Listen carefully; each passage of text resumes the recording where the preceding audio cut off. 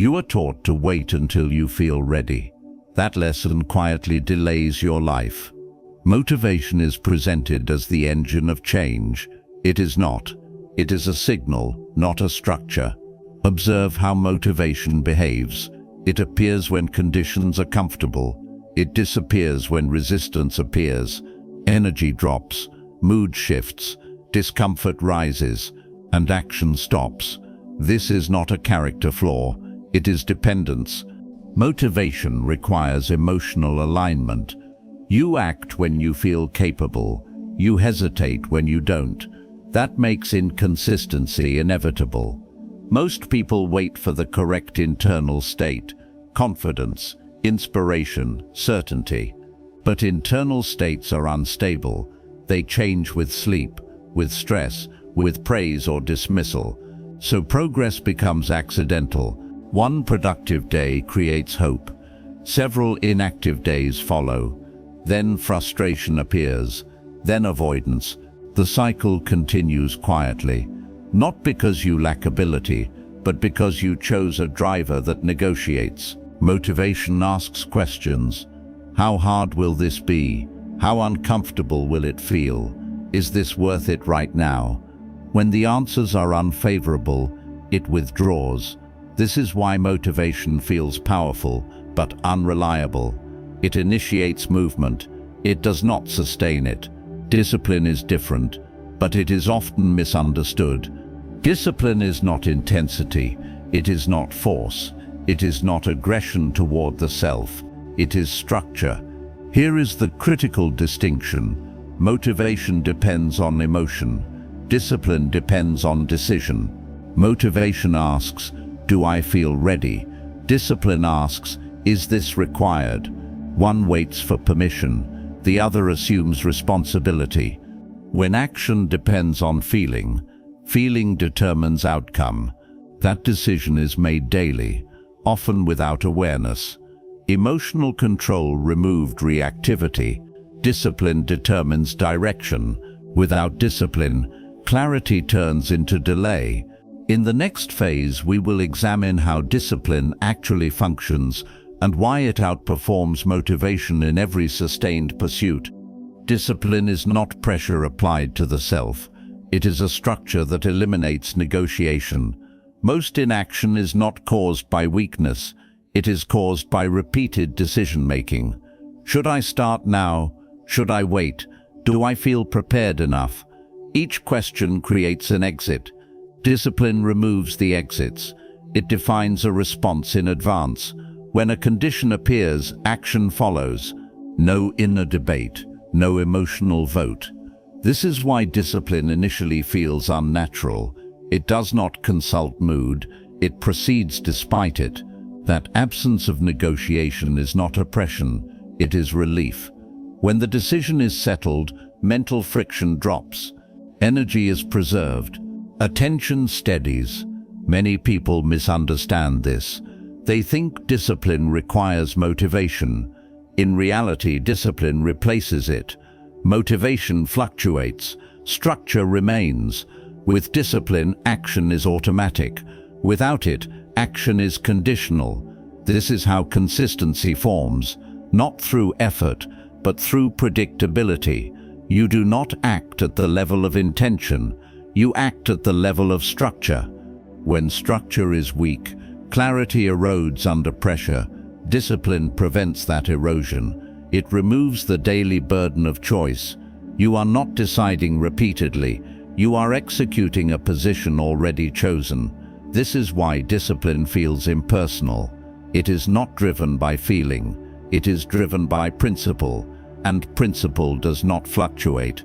In the next phase, we will shift discipline from behavior to identity and show why consistency becomes inevitable once discipline is no longer optional.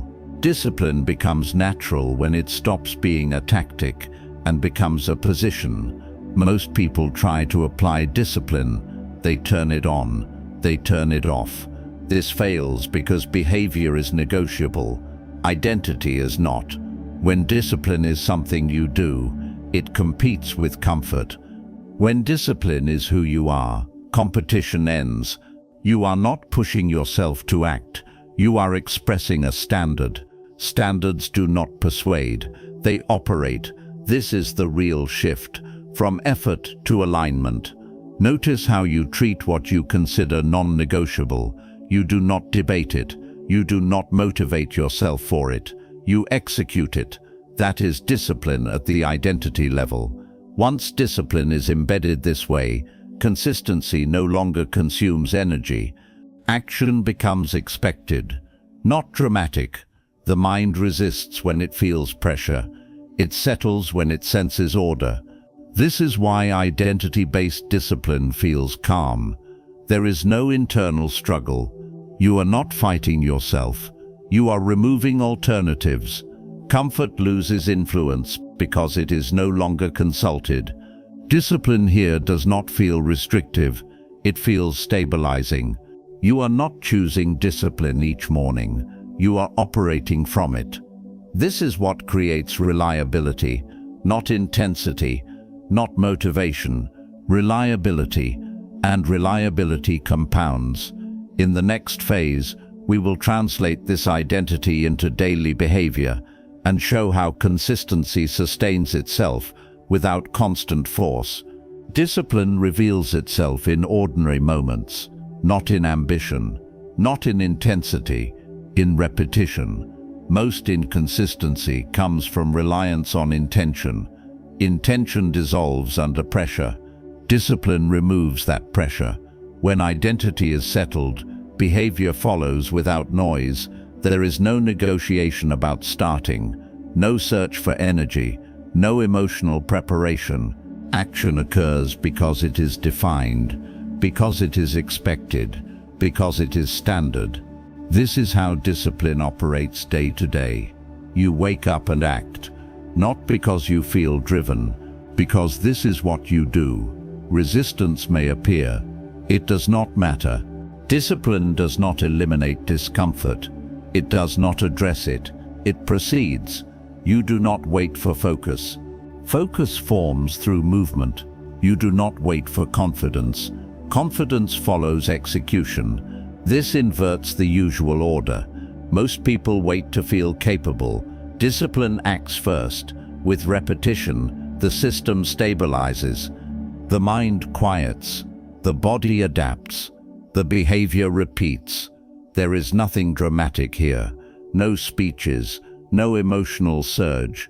That absence is the indicator. The behavior becomes quiet, unremarkable, dependable. This is where progress compounds. In the final phase, we will integrate discipline into long-term direction and complete the structure that sustains control over time. At this point, discipline must settle as a way of operating, not as effort, not as pressure, as structure. You are no longer someone who tries to be consistent. You are someone who is consistent. Action happens without negotiation. Not because it is easy, because it is established. Discomfort still appears, fatigue still appears, neither is consulted. This is not harshness, it is clarity. When discipline becomes your baseline, motivation becomes irrelevant. You no longer need to feel aligned to act. Action creates alignment. This is how direction stabilizes. Days stop depending on mood. Progress stops depending on emotion. Consistency compounds quietly, without excitement, without resistance. This is the difference between starting and continuing. If this perspective corrected how you think about discipline, acknowledge it.